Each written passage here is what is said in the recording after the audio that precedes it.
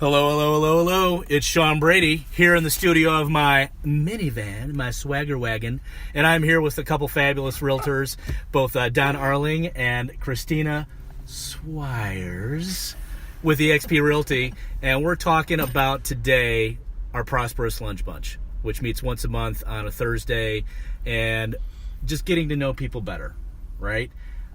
We were talking a little bit about our whys and what drives you in the industry. So either one, it doesn't matter who goes first, but who wants to jump in and say, this is why I do real estate. This is what I want people to know. Okay, well, I think I'll just start. So, Perfect. Don, if you don't mind. Go ahead. Go for it. So, You're up. I know that people always ask you, you got to have the why. What is your why? And I will say in the beginning of my career, that was really hard for me to really just pinpoint because it was pretty easy, I guess. It was about my kids. But as I've become a real estate agent and years have passed, I really wanted to focus more on what that would represent for me in my life. And when I look at that now, it's more about freedom. So, and when I say freedom, it's not so much about the financial aspect of that. It's more doing what I want, when I want, where I want, with whom I want to do it with. What's one thing now that you're free about that you weren't free with before? 100% my schedule and my day-to-day. If I want to take off in the middle of the day and go have lunch with my 16-year-old, I can do that. I can just make sure my schedule is according, it works to that.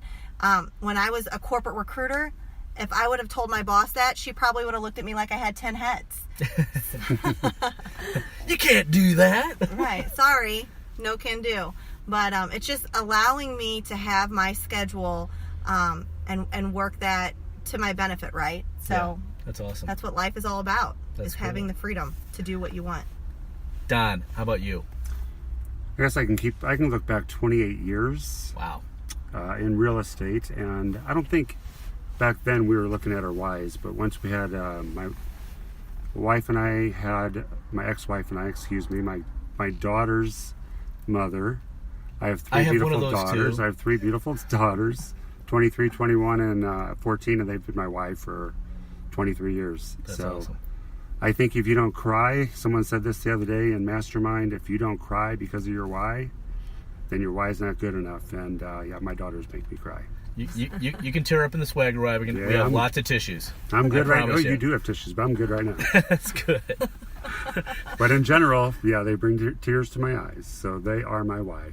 And I think leaving a legacy for them in the future, and Christina mentioned freedom, is not necessarily freedom with the money, but it's about what you can do with that money.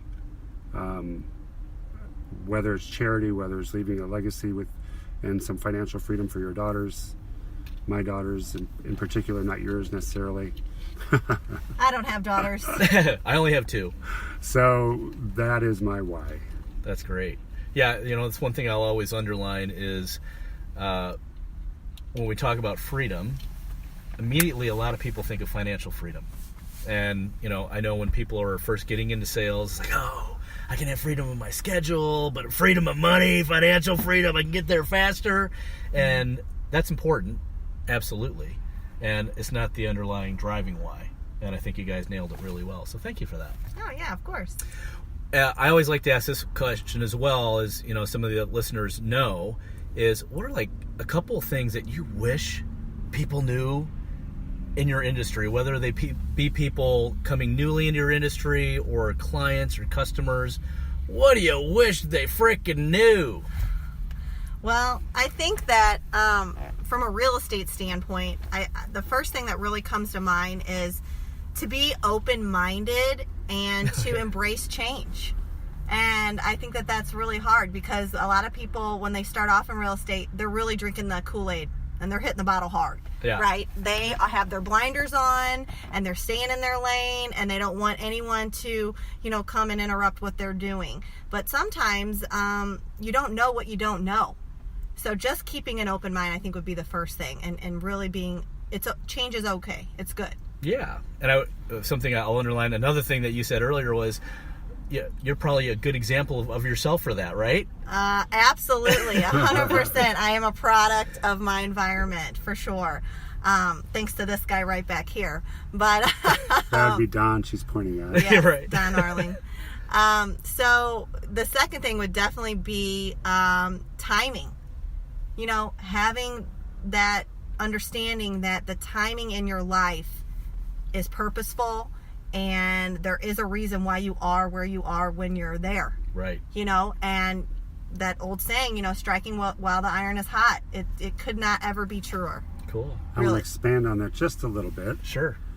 A word has come up lately. It's called disruptor. It just keeps appearing multiple times over the last several weeks. And I look at a disruptor in the industry as someone who embraces that change, someone who looks at ground floor opportunity, and someone who knows and can see a shift coming in real estate. There's been many shifts over the years, whether it's been RE/MAX, whether it's been Keller Williams, and the new paradigm shift in real estate is EXP Realty. And Christina mentioned keeping an open mind. EXP Realty is growing at 300% per year, and I feel right now we are the disruptors in the St. Louis industry, and there have been many disruptors outside of our community, but St. Louis always seems to get everything last, so here we are. Isn't that the truth? We always are the last to hear about things. Not always the last. Well, a lot of times we are. Well, you know, for those of you who don't know, I came from Chicago, closer to where I grew up, in the suburbs of Chicago. And when I was looking at from commercial real estate deals, we always look at tertiary markets, right? So not like LA or New York or the top 10 cities, but the tertiary cities. And one thing I always found interesting about St. Louis and other towns like Indiana and Indianapolis were, you know, there's very strong corporate centers and there's great business growth and opportunity. They're led by very large companies, but from the outside looking in, sometimes that's missed. And sometimes even more so, it's missed from the interior to the exterior. So the people who are living in those towns are like, oh no, we're like, you know, we're getting the tail end. It's like, no, you're actually leading the charge in a lot of stuff. You just don't know it. And I could see that from how commercial developments were being placed across the country. And it's really easy on a spreadsheet because there's only so many large cities where we could do these things. So that was really cool. And that's one of the things I liked about St. Louis. When I'm like, yeah, I'll go there. We'll move. We'll take a job opportunity in St. Louis. Absolutely. I can do my business from anywhere. And my wife has a great opportunity. So yeah, let's absolutely go there. Yeah, St. Louis is a wonderful place to live. I've been born and, you know, just fortunate to be born and raised here. And, you know, I love the city and everything that it encompasses. We may be the last to get things, but we definitely are first, I would say, in welcoming people and just having that hometown feel. So it's probably the biggest, smallest place you'll ever be here. So, that's very true. And feel at home. And you feel at home. Yep. And, you know, when I look forward to my future and I'm thinking of that big picture of where I want to be, I mean, I obviously love it here. Yeah. But that's, you know, the third part to what we were talking about is, what does my retirement and my future look like? And I honestly, when I first started in real estate, I couldn't even tell you, and probably wasn't important to me, to be really honest. But now, and in my mid-30s, it's like closer than it ever will be. And what does that look like for me? And I didn't, like I said, know what that would look like before with my prior brokerage. And now I can actually have a trajectory. I can see what that's going to look like with EXP. And the possibilities are just mind-blowing. Very cool. To me. I'm very excited about that. Not only as realtors, we both sell homes and we work with buyers and sellers. So that's one source of income, which has been great for 28 years. But we also have two other avenues of income with EXP Realty. One is revenue sharing, and the second is agent ownership, because it is a publicly traded company. And as agents, we own stock for certain increments that we succeed at. For example, hitting our cap or selling our first house for the year. We are awarded stock in a company that's growing at 300% per year. So we're sitting in a great situation and a ground floor opportunity, looking at a real possibility of retirement as a realtor. And what would you want, Don? Because you've been a realtor for longer than I've been in real estate. Well, almost as long. We bought our first rental home when I was about 16. But you've seen the market change a lot. Mm-hmm. What do you wish more buyers and sellers knew about this market and how technology has changed everything? And there's automatic disruptors out from the buyers and sellers' minds. What do you wish more people knew about your business from that standpoint? I think let's talk about sellers first. I think the market over the last 2 or 3 years has definitely, and it's a great market for sellers because there's very few buyers out there for. However, that sellers market is very competitive. So one thing Christina and I have developed is a professional team that can come in at any time during the process. If you're an expired listing, if you're for sale by owner, or if we just get your listing and sign you up today, friends, family, or from other sources, we have a professional team that we feel can take you from, if you need a room painted within a week, if you need staging, and you're living in your home, you may need staging to help sell your home even though you're still living there. I think the professional aspect of it and bringing these professionals in just gives us an edge.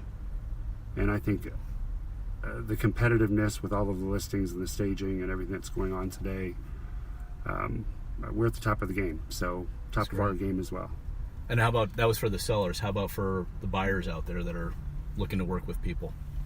On that one? Well, I mean, I think that the fact that our company is 100% cloud-based, that's where everything is going. Mm-hmm. And you see a lot of, especially like the millennial generation, they are really gravitating towards that. They, I don't know anybody that just drives by the house. They see everything online first, right? So that is one way that I feel like our company through EXP can really help our buyers, is by having that technology at the forefront. And just really allowing people to have an experience. And so that's what Don and I are really wanting to exemplify to our clients, is it's about the experience from the first time that we speak until we're at the closing table, and even beyond that for our buyers. So I think that they really want that experience, and that we're taking them on, and they want that technology. They want to be driven by that. I think that is so important. What's the experience you want your clients and customers to walk away with when it's all said and done? Because people don't buy a house every day. They don't. I mean, it's usually the largest financial, most important purchase they will ever make in their life. So I don't take that lightly. I know Don doesn't take that lightly either. And the experience that I want our clients to have is, I want to wow them. Like, I want them to feel like I did every single thing that I could have as their agent, and I was in their corner no matter what arose. And at the end of the day, when they think of a real estate agent, it should be not even a question that I'm the one that they want to call, or Don. Great. Or to refer their friends and family to. I think over the last 28 years, I've built many clients for life. And I think clients for life are what we aim for. And in our transaction, from contract to close, with all of our checklists and with our transaction coordinator, making sure our details are the T's are crossed and the I's are dotted from beginning to the end. And go back to the beginning, if we need to find them the right house. We can't sell them houses. They have to fall in love with the house. So that experience in itself, not being pushy, but being very proactive for them, and then getting them to the closing table, we're creating clients for life. Yeah. Well, that's easy when you help them fall in love. Yeah. That's right. Well, guys, thank you. This has been my pleasure. And thanks for sharing yourselves with the prosperous Lunch Bunch community and beyond. So for all your listeners out there, Sean Brady signing off for now. Appreciate you being Thank you, here. Sean. Thank you, guys. Thank you.